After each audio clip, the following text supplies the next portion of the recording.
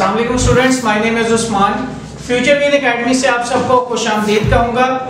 Students, हमारे पास chapter number 5 है और चैप्टर का नाम है ग्रेविटेशन, यानी ज़मीन की फोर्स। ग्रेविटेशन का मतलब है ज़मीन की फोर्स। स्टूडेंट्स, आज जो हमारे पास टॉपिक है वो है ज़मीन का मैस, यानी मैस ऑफ अर्थ। हमने इसमें students mess of earth find out करना है कि ज़मीन का मैस किस तरह से फाइंड आउट होता है, ज़मीन की जो मैस की वैल्यू है वो कितनी होती है। स्टूडेंट्स, अब हम इसको देख लेते हैं। फर्ज करते हैं कि हमारे पास कोई भी मैस, किसी भी किस्म का मैस हो, उसको m से डिनोट किया जाता है, जमीन की सतह पर पड़ा हुआ है। जाहिर सी बात है स्टूडेंट्स, जब कोई भी मैस जमीन की सतह पर होगा तो ग्रेविटेशनल फोर्स उस पर अमल कर रही होगी। जमीन का मैस को me से शो करेंगे, यानी मैस ऑफ अर्थ। इसका जो रेडियस होगा उसको r से शो करेंगे। इस जिस्म का जमीन से जो फासला है वो रेडियस यानी r के बराबर होगा। इसका जो फासला होगा स्टूडेंट्स वो रेडियस r के बराबर होगा। और इस जिस्म पर जो फोर्स अमल करेगी उसको हम F से डिनोट करेंगे। लाइक एज ये जो अमल करने वाली फोर्स है, जिस तरह मैंने भी आपको बताया कि ये ग्रेविटेशनल फोर्स जो है वो कहलाती है।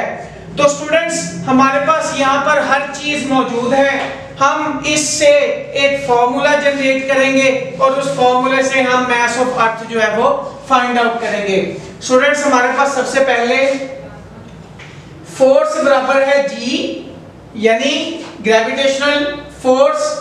उसके बाद ये M मैस का, ये me mess of earth divided by radius, यानी r स्क्वायर। ये होगा स्टूडेंट्स फोर्स का फॉर्मूला।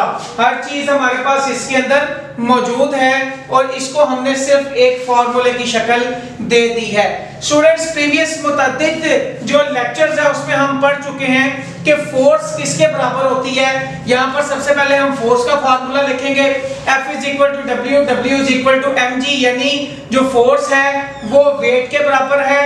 W = mg, ये mg मैस और ग्रेविटेशनल फील्ड को शो करता है।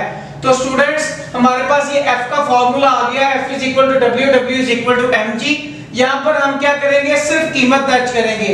ये F है, F की जगह हम लिखेंगे mg। mg is equal to ये वाला g एज इट इज आ जाएगा, m और me ये एज इट इज आ जाएगा over r square as it is आ जाएगा। ये हमारे पास एक इक्वेशन बन जाएगी। स्टूडेंट्स, इसमें से हम g की वैल्यू फाइंड आउट करेंगे। लेट्स सी, ये हमारे पास m है, ये m है, ये दोनों कंट्रा हो जाएंगे, m से कट जाएगा। हमारे पास बाकी क्या बचेगा, g का g आ जाएगा एज इट इज, ये g उसी तरह ही आ जाएगा। me जो हमारे पास बच गया था over r square as it is आ जाएगा। अब हमारे पास ये इक्वेशन बन गई। अब ये नीचे r स्क्वायर है, ये ऊपर जाकर मल्टीप्लाई हो जाएगा g से। r square g is equal to same as it is g और me same as it is उसी तरह रहेगा। स्टूडेंट्स, चूंकि हमने यहाँ पर mass of earth find out करना है, इसलिए मुझे इसकी वैल्यू चाहिए। अब हम जानते हैं स्टूडेंट्स कि जो चीज डिवाइड हो रही होती है वो मल्टीप्लाई हो सकती है, जो मल्टीप्लाई हो रही होती है वो डिवाइड हो सकती है। तो यहाँ पर हमें सिर्फ इसकी वैल्यू फाइंड आउट करने के लिए ये एज इट इज रहेगा और ये वाला g जो ऊपर मल्टीप्लाई हो रहा है नीचे आकर डिवाइड हो जाएगा। हमारे पास मैस ऑफ अर्थ बराबर होगा r square g over g। अब हमारे पास कुछ वैल्यूज हैं, ये वैल्यूज हमने इसमें पुट कर देनी है।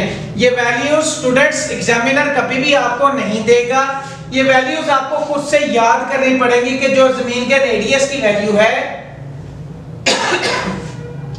वो 6.4 × 10⁻6 होती है और जो ग्रेविटेशनल फील्ड जो कि ये g है, स्मॉल g, ये इसकी वैल्यू होती है, g की value 10 metre square raised to power -2, ये इस g की वैल्यू।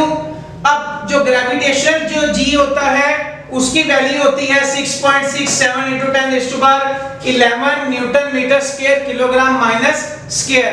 अब पेपर में शॉर्ट क्वेश्चन में भी आपको ये क्वेश्चन आ सकता है कि सिस्टम इंटरनेशनल में g की कीमत क्या होती है, तो आपने ये g की वैल्यू लिख देनी है 6.67 into 10⁻⁻11। आगे उसका unit newton metre square kilogram minus square. अब स्टूडेंट हमारे पास ये जो फार्मूला है इसमें सिंपल हमने वैल्यूज पुट कर देनी है। ये r स्क्वायर है हमारे पास, r स्क्वायर की जगह पर हमने r की जो वैल्यू है वो लिख के ऊपर स्क्वायर मल्टीप्लाई बाय ये g की वैल्यू लिख देंगे हम। ये जो g की वैल्यू है डिवाइडेड बाय हमारे पास इस g की वैल्यू 6.67 वाली ये हम यहाँ पर लिख देंगे।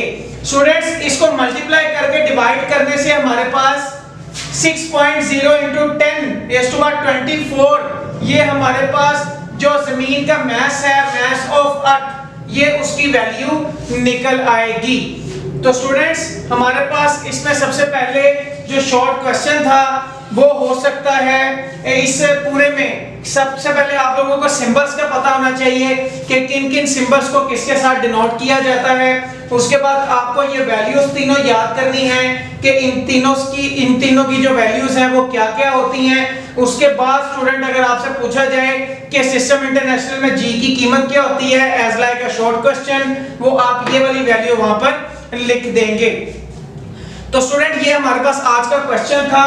चैप्टर नंबर जो था हमारा 5 ग्रेविटेशन का, उसमें जमीन का मास जो है वो हमने इस तरह से फाइंड आउट किया। इंशाल्लाह उम्मीद करूंगा इसमें किसी भी किस्म की जो परेशानी है उसका सामना आपको नहीं करना पड़ेगा। इंशाल्लाह मिलते हैं नेक्स्ट लेक्चर में एक अगले और नए टॉपिक के साथ। शुक्रिया।